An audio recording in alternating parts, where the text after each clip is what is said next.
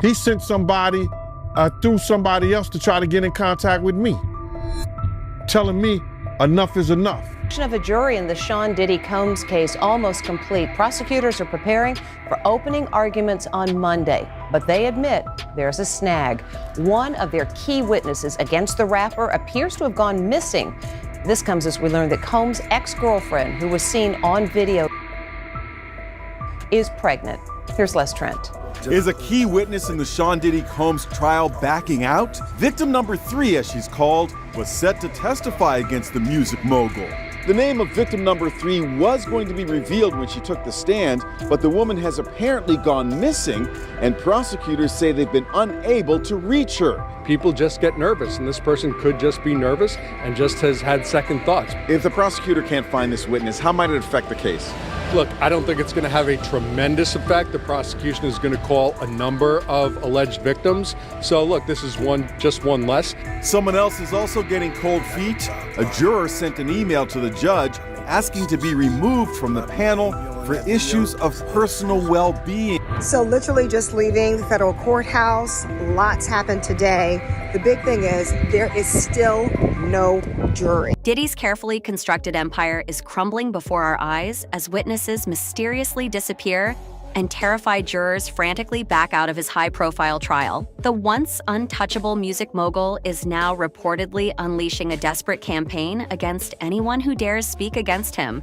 There's been a delay in jury selection in the trial of Sean Diddy Combs, the judge postponing the last phase of the process until Monday. Including his former bodyguard, who's revealing explosive secrets from his inner circle. And you read about Diddy's phone being tapped because the news came out that his former bandmate from Dirty Money, she called the other group member Dunn 58 times trying to get her to stop the lawsuit against Diddy.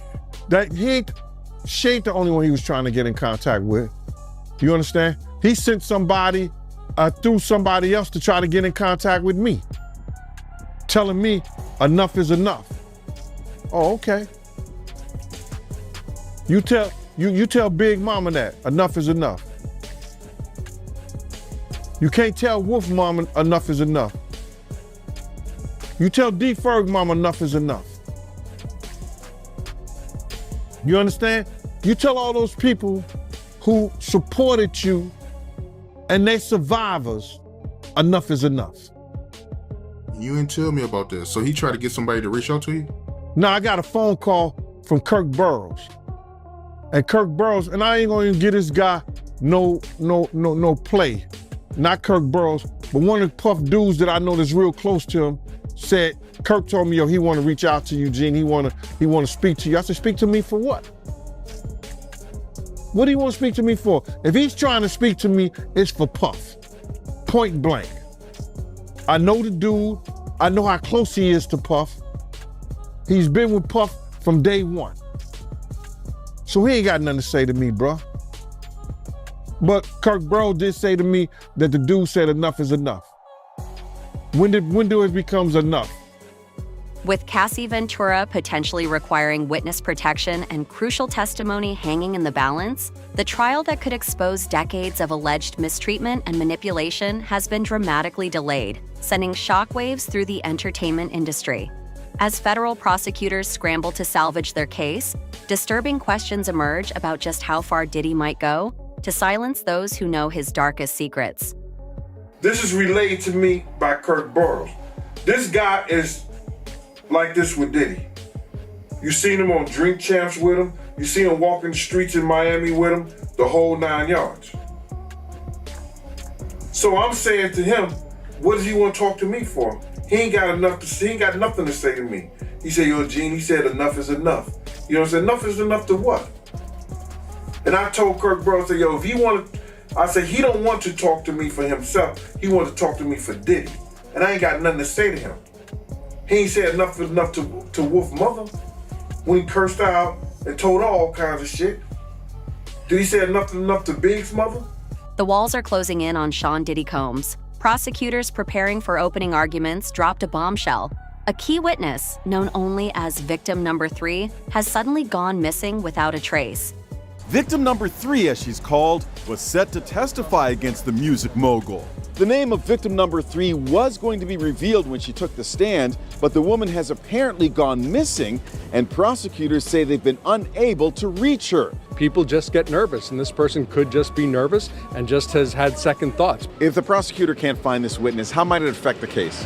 Look, I don't think it's going to have a tremendous effect. The prosecution is going to call a number of alleged victims. So look, this is just one less. This mysterious disappearance comes just as jury selection was nearing completion, throwing the entire timeline into chaos. Insiders close to the case whisper that this isn't just cold feet. There's genuine fear of retaliation. People just get nervous, one legal expert noted, but the timing has raised serious red flags with federal authorities. While losing one witness is concerning, prosecutors have assured the court they have multiple alleged victims ready to testify, each with their own harrowing accounts of what allegedly happened behind the velvet ropes of Diddy's exclusive world.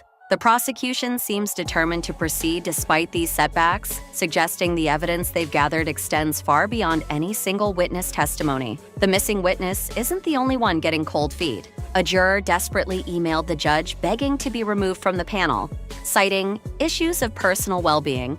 Someone else is also getting cold feet. A juror sent an email to the judge asking to be removed from the panel for issues of personal well-being. This pattern of pressure appears to be spreading rapidly across the case, with disturbing reports suggesting Diddy might be orchestrating it all from behind bars. Prison call records reveal a shocking and systematic pattern of interference that prosecutors say demonstrates Diddy's desperation. He allegedly called one victim a staggering 200 times in what investigators describe as a blatant attempt to silence them through intimidation or financial inducement. His calculated strategy, using family members as intermediaries to add victims to ongoing calls, creating a layer of deniability and making it nearly impossible to track who he was really contacting. What do you mean enough is enough? And that's how that conversation went. How did you feel about it after you were done? I felt that, like, because they must have got at Kirk Burrows, because Kirk called me with the bullshit. Yo, you gotta fix that. You know this, man. God, excuse me. Listen here, bro. I don't care nothing about none of these industry cats and what they do and how they do it. That's their business. You understand? I don't tell a man how to his wife and how to spend his money. You don't tell me what I gotta do with my time. Point blank. Do you feel like at some point Diddy could try to come after you or do something, being that he's went after a lot of people, he's did a lot of stuff, as you know about. Cam, let me tell you something, man. If I worried about what somebody would do for me, I wouldn't be the man that I am. This is textbook interference, one legal analyst commented. Federal investigators monitoring these calls reportedly overheard explicit offers of payment in exchange for silence or favorable testimony. But Diddy's intimidation tactics didn't stop with anonymous victims. He reportedly sent a chilling message to his former bodyguard, Gene Deal, a man who knows too many secrets. Enough is enough. And my whole thing about it is that Puff wasn't right what he did to people around us, man. He wasn't right what he did to people around us. Him being hard-headed, not listening, and not telling the truth and constantly lying cost a lot of people their lives, man. It cost a lot of people their lives. I want him to understand. When I told him, if we don't do something to these doors, people gonna and forget, and I wanna say F what other people say.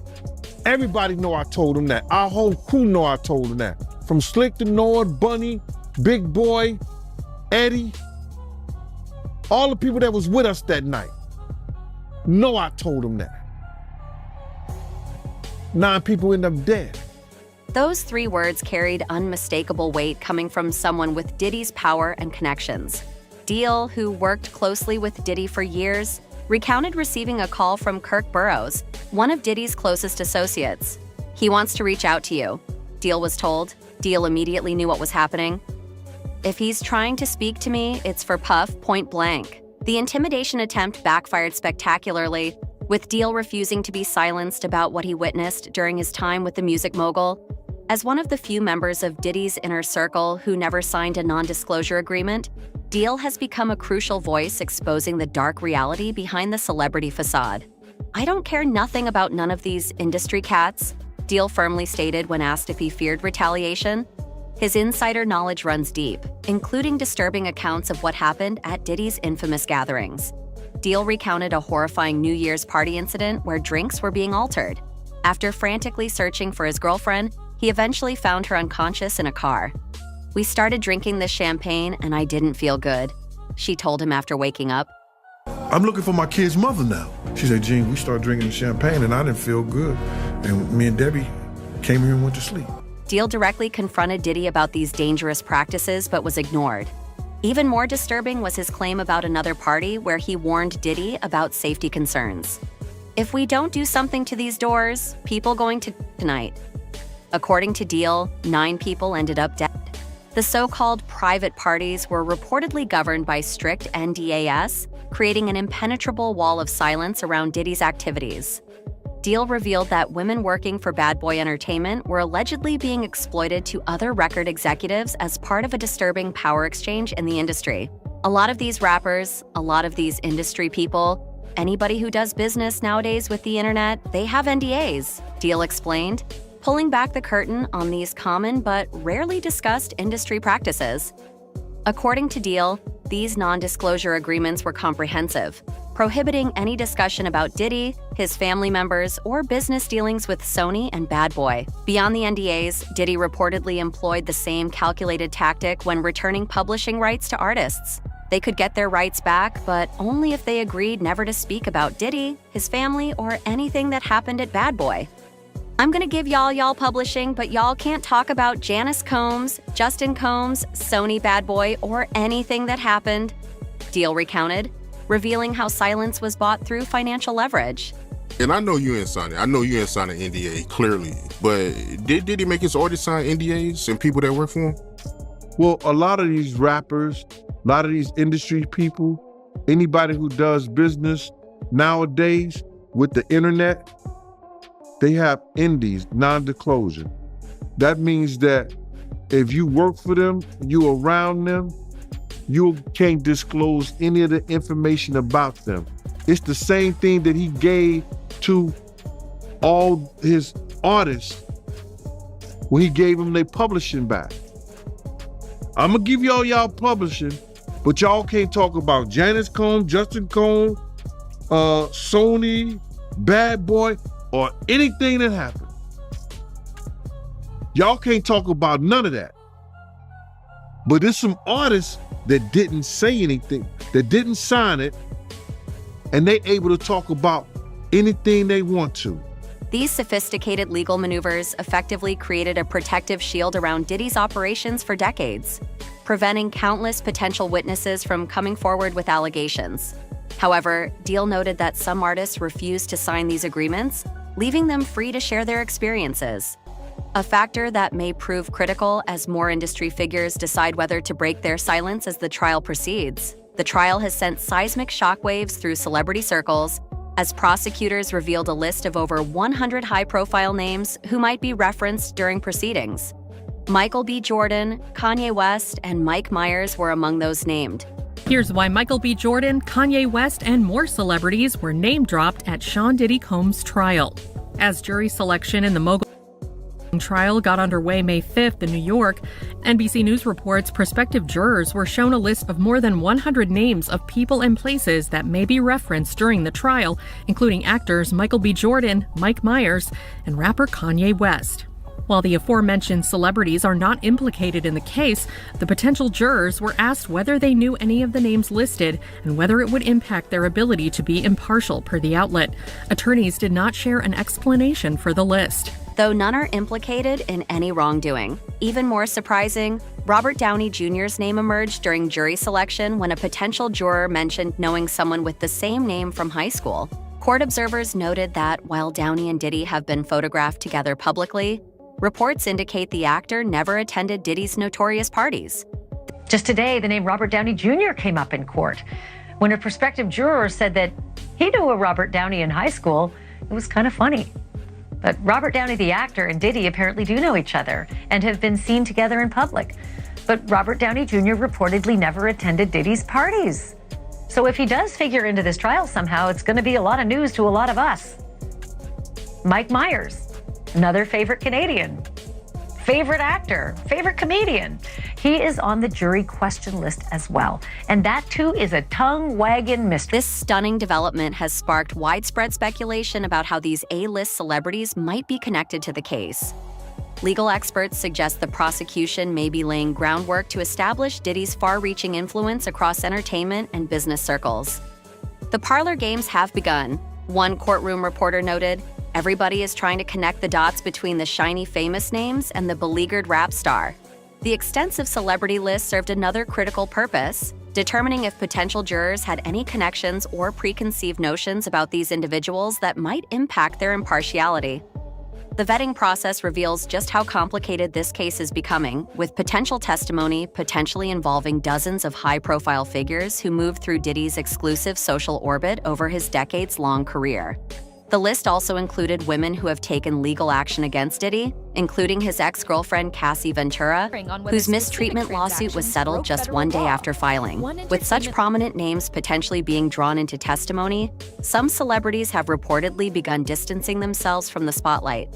Rumors swirl that Diddy was offered a resolution deal to implicate others, creating panic among his former associates.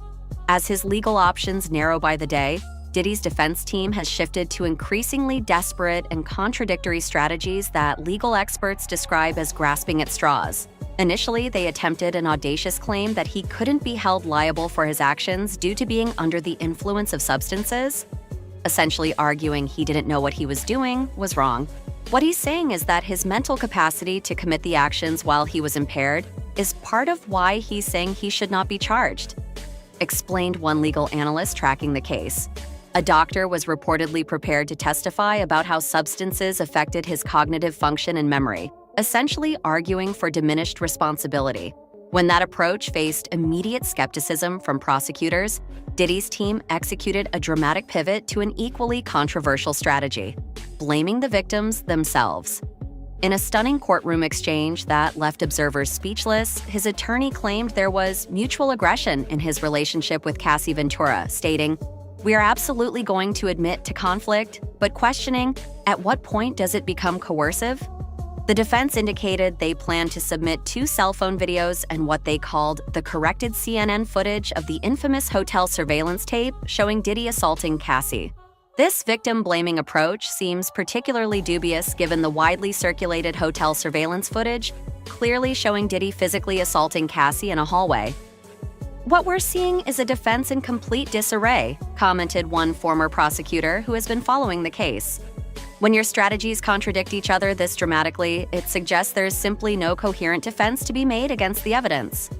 The mounting evidence has triggered an exodus from Diddy's legal team. Attorney Anthony Rico filed to withdraw from the case, stating under no circumstances could he continue to effectively serve as counsel consistent with legal standards. Even more damaging, the high-powered law firm of Grubman, Shai, Missales, and Sachs, which had represented Diddy for over 20 years, dropped him entirely. Reports suggest Lady Gaga, another client of the firm, threatened to leave unless they severed ties with Diddy. Behind the scenes, Diddy's team is frantically trying to suppress evidence. His attorneys are challenging the search warrants used in Los Angeles and Miami homes, arguing they were unconstitutionally broad. They claim the government presented a grossly distorted picture of reality when applying for the warrants and that evidence seized should be excluded from trial. From leaked surveillance tapes to silenced witnesses and a legal team in complete disarray, Diddy is fighting with increasing desperation to prevent the full truth from emerging. But with global media attention intensifying daily and an expanding list of high-profile names being pulled into the spotlight, the real question isn't whether his empire will collapse, it's who else might go down with him. As jury selection continues and the trial proceeds, the ripple effects are already being felt across entertainment, business, politics, and religious communities. The case represents more than just the fall of one music mogul. It potentially signals a seismic shift in how the entertainment industry operates, exposing the dark underbelly of power dynamics that have allegedly enabled abuse for decades. This story is far from over. One industry insider noted, "What we're seeing is just the beginning of what could be the biggest entertainment industry scandal in decades." With each new revelation and each witness who finds the courage to speak, the full scope of allegations against Diddy becomes clearer. The final chapters of this shocking saga remain unwritten, but the direction is unmistakable. After years of rumors and whispers, Diddy's day of reckoning has finally arrived. And as the trial unfolds, the world watches and waits to see exactly how many others might be caught in its devastating wake.